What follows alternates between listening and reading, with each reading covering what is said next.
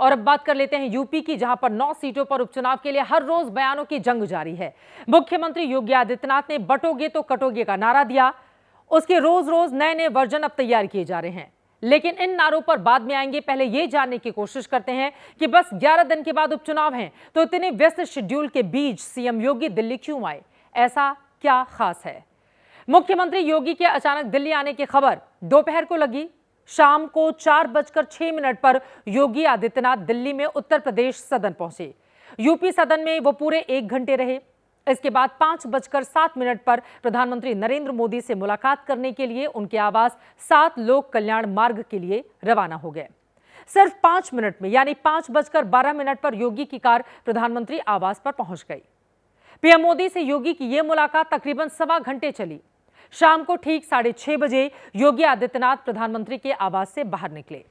PM आवास से निकलकर योगी 8 मिनट में, यानी कि 6:38 पर सीधे बीजेपी अध्यक्ष जेपी नड्डा के आवास पर पहुंचे।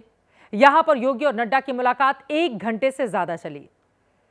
रात को 7:45 पर योगी आदित्यनाथ जेपी नड्डा के आवास से रवाना हुए।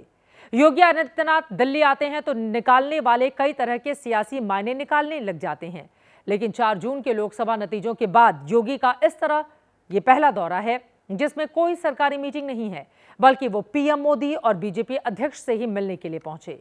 हमें जो जानकारी मिली है उसके मुताबिक सीएम योगी की प्रधानमंत्री मोदी से शिष्टाचार मुलाकात थी। इस मुलाकात में यूपी को लेकर सियासी चर्चा भी थी। मोदी और योगी ने यूपी उपचुनावों को लेकर बातचीत की। सीएम योगी ने यूपी के विकास योजनाओं पर चर्चा की है। पीएम को 2025 कुंभ की तैयारियों पर उनकी ओर से जानकारी भी दी गई है।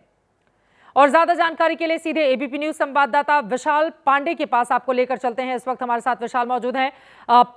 1 घंटे से ज्यादा की यह मुलाकात, क्या क्या बातचीत हुई है, अंदर की क्या खबर है विशाल, जिसके बारे में आप जानकारी देंगे हमारे दर्शकों को?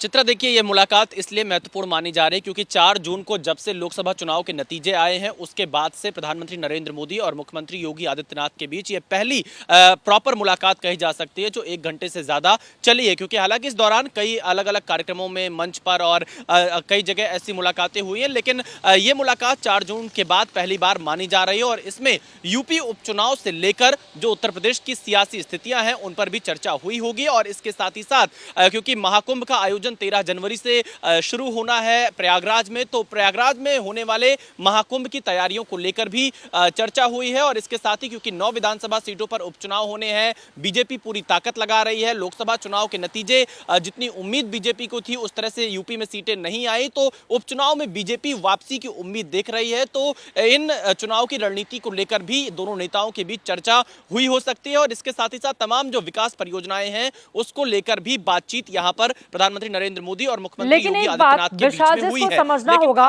अचानक योगी आदित्यनाथ का दिल्ली दौरा, उसके बाद पीएम आवास जाना, फिर जेपी नड्डा से मुलाकात की जो तस्वीरें सामने आई हैं वो भी हम दिखा रहे हैं अपने दर्शकों को।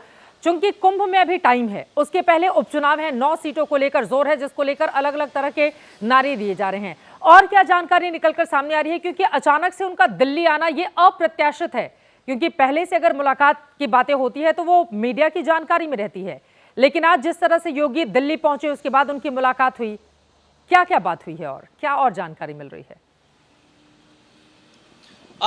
देखिए चित्रा, योगी आदित्यनाथ का दिल्ली आना और प्रधानमंत्री मोदी से मिलना, ये इसमें उपचुनाव को लेकर भी चर्चा हुई। और जेपी नड्डा से ठीक बाद मुलाकात हुई प्रधानमंत्री से, तो जेपी नड्डा से मिलना, यूपी के उपचुनाव की जो रणनीति है उसको लेकर चर्चा करना, कैसे उपचुनाव में बीजेपी चुनाव जीतेगी इसको लेकर बातचीत करना, ये कहा जा सकता है क्योंकि उपचुनाव बीजेपी के लिए बहुत प्रतिष्ठा का चुनाव हो गया और बीजेपी हर हाल में 9 में से अधिक सीटें यूपी में जीतना चाहती है। क्योंकि मौजूदा स्थिति में 5 सीटें समाजवादी पार्टी 9 में से जीती थी 2022 के चुनाव में, बाकी 4 बीजेपी के सहयोगी दलों को मिलाकर एनडीए के खाते में है। तो बीजेपी ये चाहती है अगर 27 के चुनाव में दमदारी से वापसी करनी हो तो उपचुनाव में पूरी ताकत के साथ ये दिखाना होगा कि बीजेपी वापसी कर चुकी है यूपी की सियासत में लोकसभा चुनाव के बाद से। और इसीलिए यह मुलाकात काफी अहम मानी जा रही है बीजेपी अध्यक्ष जेपी नड्डा के साथ। और पीएम के साथ जो मुलाकात हुई है, सूत्र बता रहे हैं तमाम विकास परियोजनाओं से लेकर कुंभ की तैयारियों पर चर्चा हुई है। बहुत धन्यवाद इस पूरी जानकारी के लिए आपका। लेकिन अंदर और क्या क्या बात हुई है, विशाल की नजर आगे भी बनी रहेगी, क्योंकि अप्रत्याशित ये दौरा।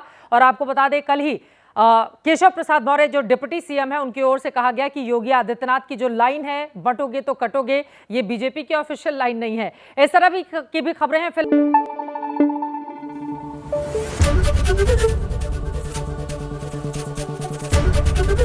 एबीपी न्यूज आपको रखे आगे।